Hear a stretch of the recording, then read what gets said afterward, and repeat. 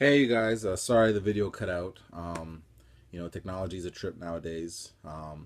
So I'm just gonna finish off from where I left off. Where I left off, I know I was talking about the Maple Leafs and stuff like that. Because what I said is the reason why I feel like the Maple Leafs are not right now. There's no incentive for them to do good. Is the fact that if you look at teams, I remember like Chicago and Pittsburgh, for example, when those teams really sucked, fans just simply stopped going to the games. So management had no choice because they were losing money. They had to go put out a good product. The problem with the Leafs is, despite how bad their product is on the ice, they sell out every game. And tickets to go to a game are like $150, and that's just to sit in the nosebleeds. So until fans shift their mindset and say, you know what, until management decides they want to put out a better product on the ice, we're not going to support this team. To me, the Leafs are always going to be not as good as they could be because, from a management perspective, from my perspective, if I'm management, why the hell am I putting out a good product? There's no need for me to put out a good product. I could put out I could put old 80-year-old ladies on skates with the Maple Leaf jersey on, and I know that that rink is going to sell it every night. So why am I going to sit there and try to kill myself trying to put out a good product? You know what I'm saying? So there has to be a shift. There has to be, with fans. You know what I'm saying? I'm not saying don't support the team. I'm just saying don't support them from the standpoint of going to the games.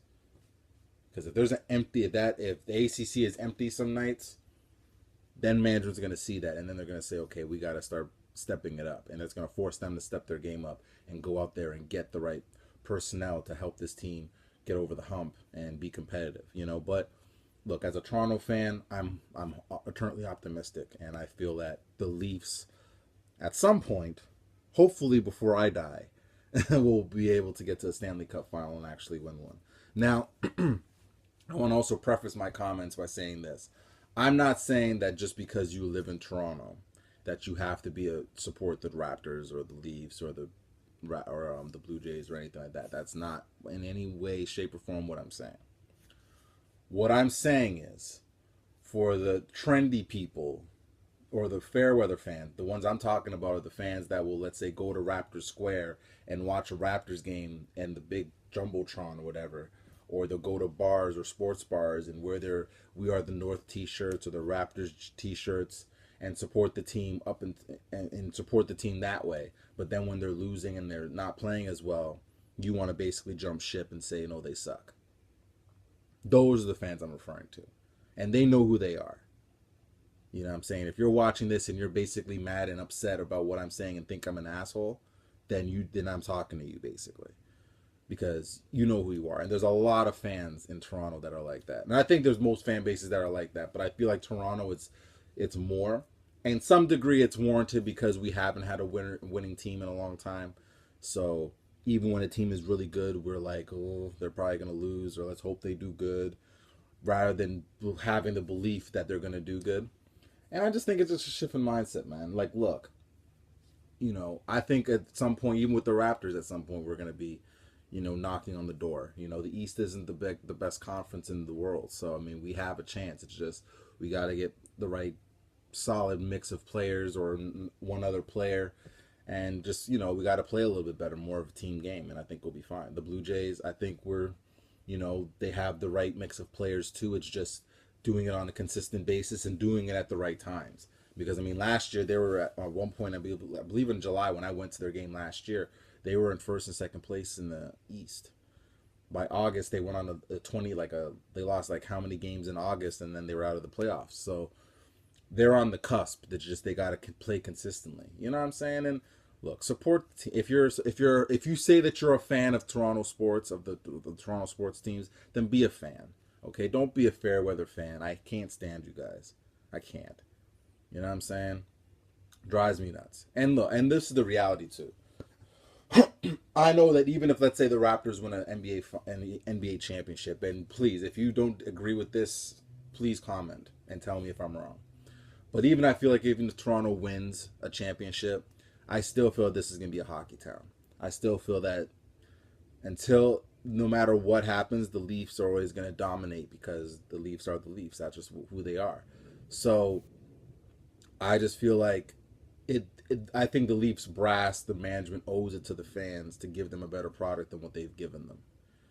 Because there's no matter what, because even like I said, when the Leafs made the playoffs that a few years back, Maple Leaf Square was rammed full of people. Was rammed. Now, don't get me wrong, Raptor Square, or Jurassic Park as they call it, is always packed when the games come on.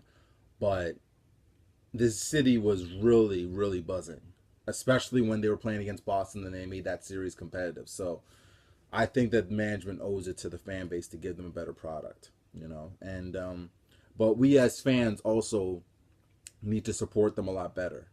You know what I'm saying? Because look at the reality even with the Maple Leafs, for example. If you look at their roster, the majority of their players that they have are basically trades and draft picks. Like, there's no high-priced marquee free agents coming knocking on our door saying, "Hey, I want to be a Maple Leaf."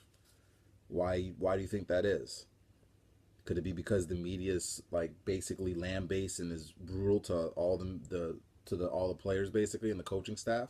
And if they go on a 2 or 3 game losing streak, it's like hell is for like it feels like the world's gonna end. Could that be it?